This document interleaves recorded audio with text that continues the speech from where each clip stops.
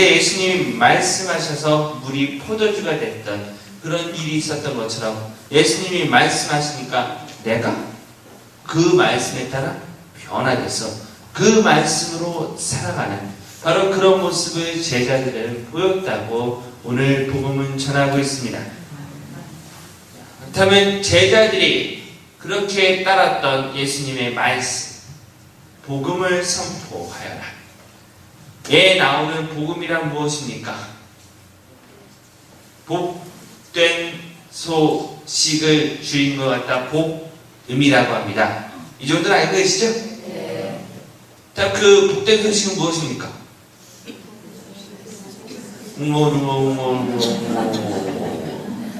자, 뭐 어떤 걸 얘기하냐면 교리 시간에 배운 것도 좋고요. 내가 느끼는 것도 좋습니다. 한번 자신한테 한번 떠올려 보십시오. 이 복된 소식이라는 게 무엇입니까?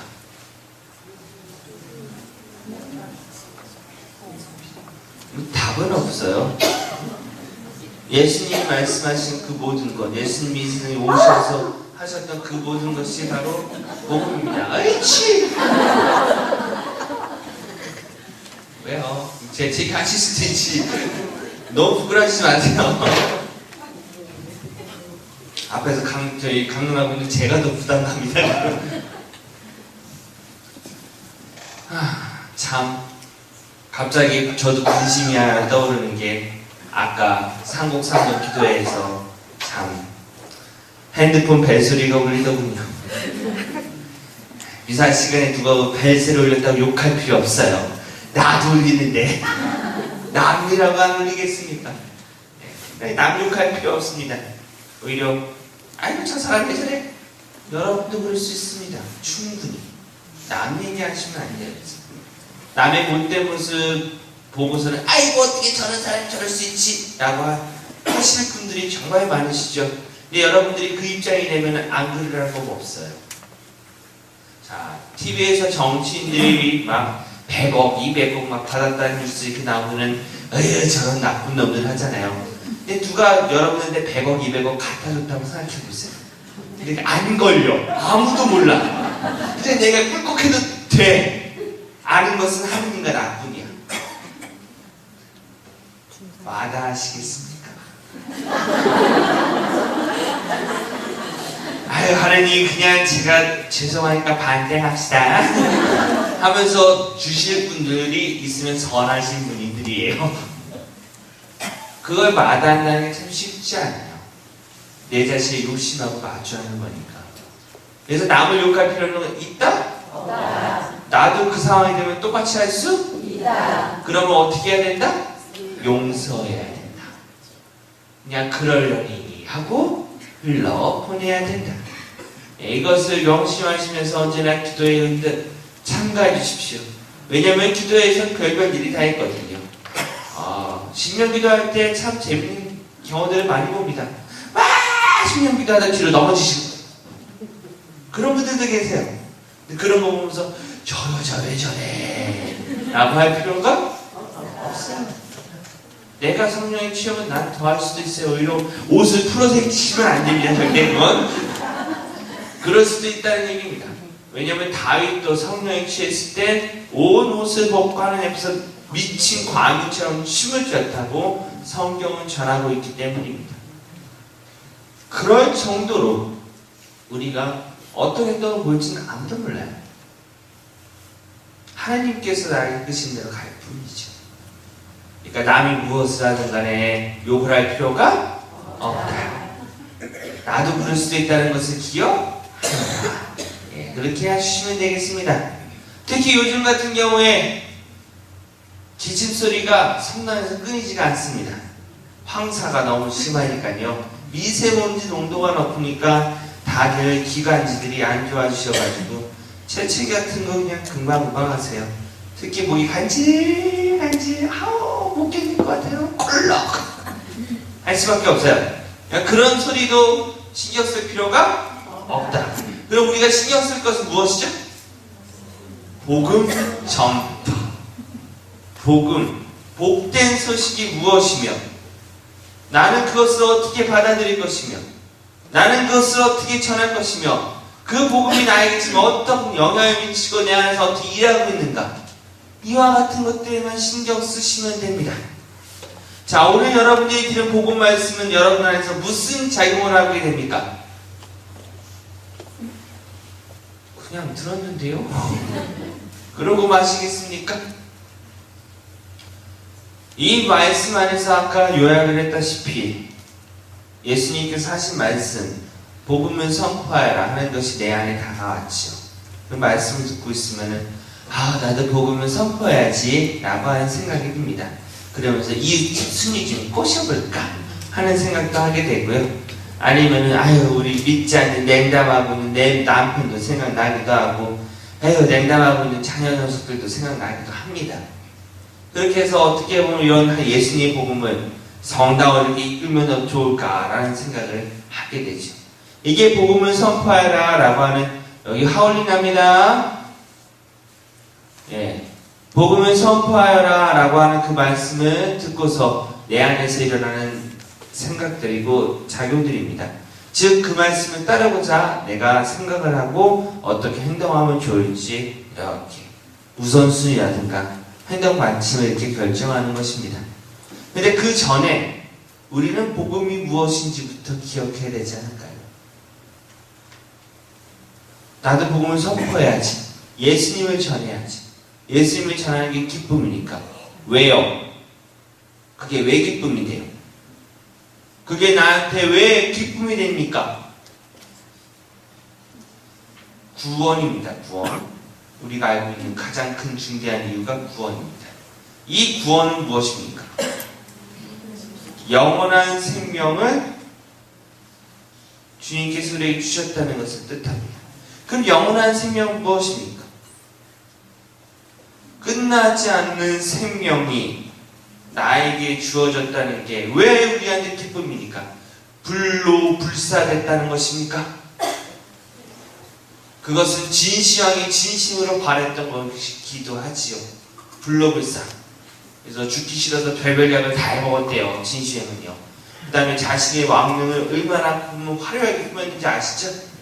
그 흙으로 만든 도자기를 그 뜻이 흙을 구워서 만든 흑인형들을 엄청나게 세우는 정도로 그거는 그의 불로 불사를 진심으로 자기가 죽음 이후에 영원히 살아갈 것이라고 할 것을 바랬습니다.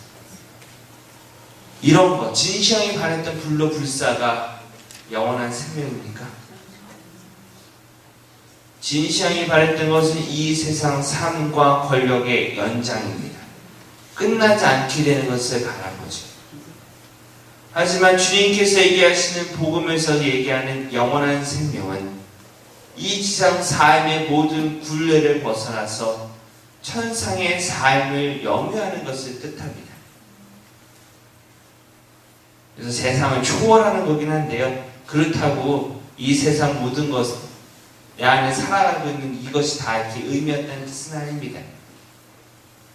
도인처럼 이렇게 속세를 떠나서 살아야 된다는 뜻은 아니라 이 안에서부터 하느님의 생명으로 살아갈 수 있도록 그 생명이 내 영혼 안에서 움틀 수 있도록 그 영원한 생명 우리에게 주셨다는 것이 바로 복음입니다.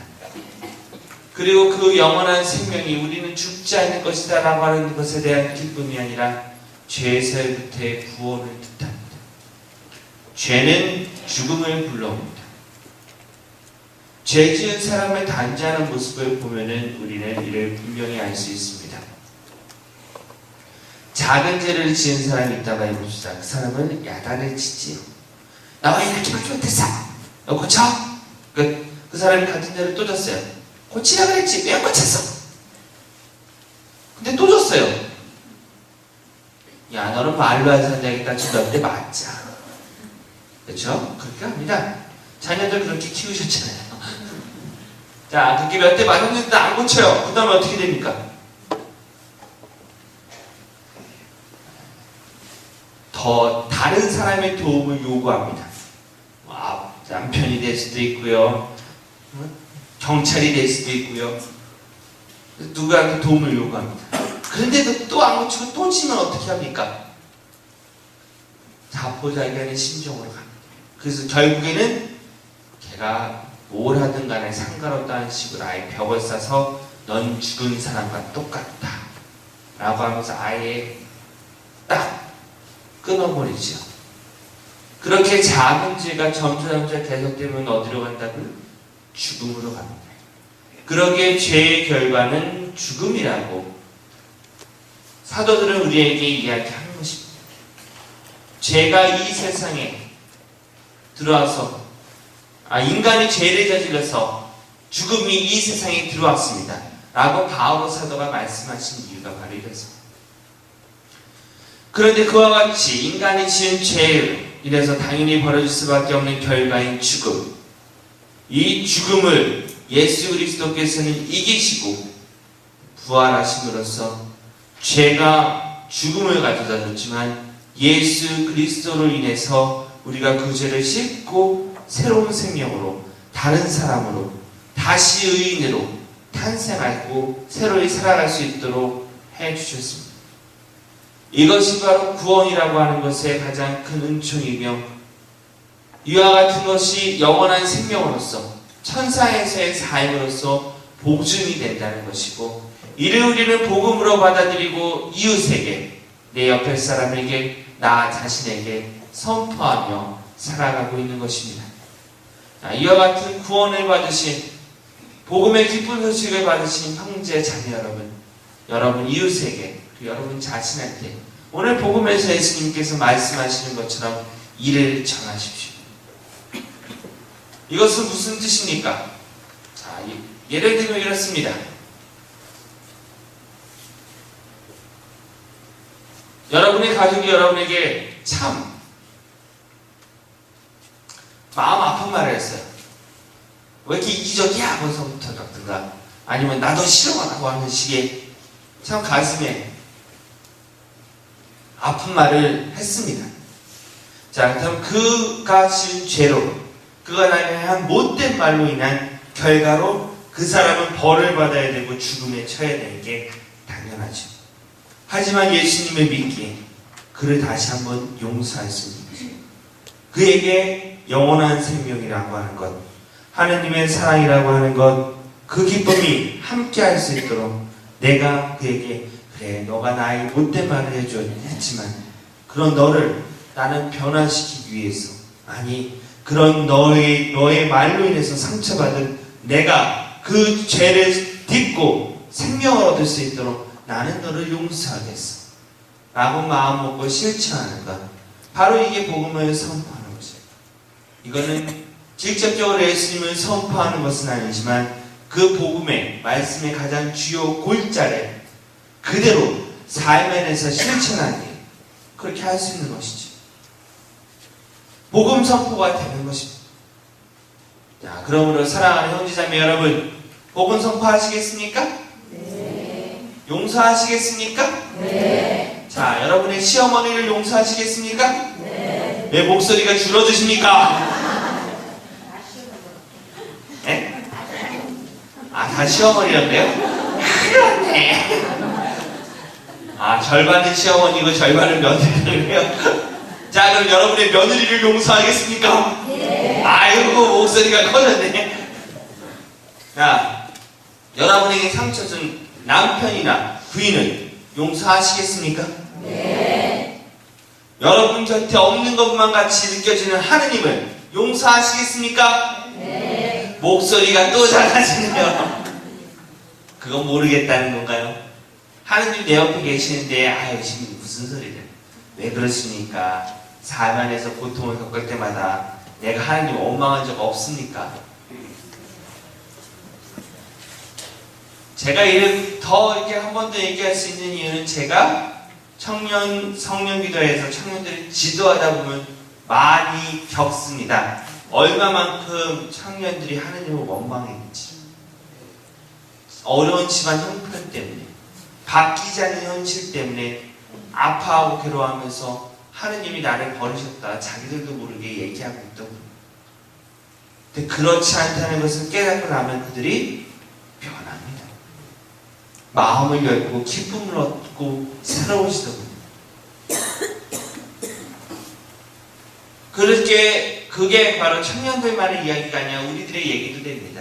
하느님께서 살아계시는지 안 계시는지 모르는지 나도 모르게 하느님 원망했던 적이 있을까요? 없을까요? 있어요. 예, 있습니다. 그럴 때 그래서 나도 모르게 죽어있는 그 마음을 기억하면서 하나님을 용서하실 수 있으십니까? 네. 용서가 안 되실 때도 해보고자 노력하십시오. 그러다 보면은 우리가 진리라고 하는 것을 깨닫게 될 테니까. 사랑하는 우리 성령 가족 여러분, 오늘 주님께서는 너희는 온 세상에 가서 모든 피조물에게 복음을 선포하여라 라고 말씀해 주십니다. 그리고 그 복음이라고 하는 것을 어떻게 선포할지 우리는 언제나 생각하고 또한 실천에 옮기려고 노력하며 살아가죠. 근데 그것을 하시기 전에 앞서서 복음이 무슨 뜻인지 한 번 더 기억해 주십시오. 우리가 복음의 의미를 내 자신한테 명확하게 밝혀주지 않으면요, 우리가 전하는 게 그 복음이, 그 복음의 기쁜 소식이 힘을 잃을 수밖에 없습니다. 그저 종교 집회에 나오십시오, 가톨릭을 믿으면 좋습니다 라고 하는 어떤 종교라고 하는 액세서리를 달아주는 거에 불과합니다. 그러니까 복음이라는 뜻을 기억하시면서 그것을 삶 안에서 실천하고 이로써 복음 선포를 해나가십시오. 죄사함의 은총을 받았다는 그 기쁨을 이웃과 여러분 자신에게 전하며 사시길 빕니다. 아멘. 자, 이제 박수를 한번 시작. 제가 왜 치라고 했는지 아시겠죠? 네. 자, 이제 강론 시조한 거 잘 들으셨으니까요, 일어나셔서 이제 우리 다 함께 하느님 그분을 찬미 찬양하면서 다시 이사 공헌하도록 하겠습니다.